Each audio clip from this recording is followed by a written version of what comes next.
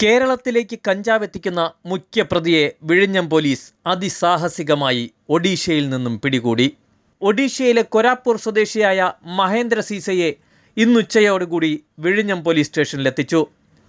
ജനുവരി 10 കോവളം മുക്കാല ബൈപ്പാസിൽ നിന്നും 4 കിലോ കഞ്ചാവുമായി പിടികൂടിയ പ്രതിയെ ഡാൻസ് ഓഫ് സംഘം ചോദ്യം ചെയ്തതിലൂടെയാണ് ഒഡീഷ സ്വദേശിയിലേക്ക് എത്തിപ്പെട്ടത്.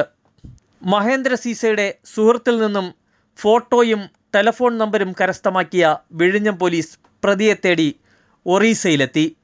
മൊബൈൽ കോൾ പിന്തുടർന്നാണ് ഒറീസയിലെ ഒരു ടാക്സി ഡ്രൈവറുടെ സഹായത്തോടെ ഗ്രാമത്തിൽ നിന്നും പുറത്തെത്തിച്ചത്. 11 മണിക്കൂർ നീണ്ട സാഹസികതയ്ക്കൊടുവിൽ കൊരാക്പൂർ സ്റ്റേഷൻ പരിധിയിലെ പദ്വാവായിൽ വെച്ച് ബൈക്കിൽ സഞ്ചരിക്കുകയായിരുന്ന മഹേന്ദ്ര സീസയെ കാർ കുറുകെയിട്ടാണ് പോലീസ് പിടികൂടിയത്. ഏക്കർ കണക്കിന് സ്ഥലത്താണ് ഇവർ കഞ്ചാവ് കൃഷി ചെയ്യുന്നതെന്നും വിഴിഞ്ഞം പോലീസ് പറഞ്ഞു.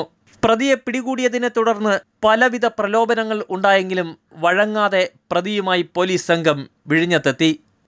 വിഴിഞ്ഞം SI M Prashanth, grade SI Yesudasan, senior civil police officer Vinayakumar, civil police officer Rejin എന്നിവരുൾപ്പെട്ട സംഘമാണ് പ്രതിയെ സാഹസികമായി പിടികൂടിയത്.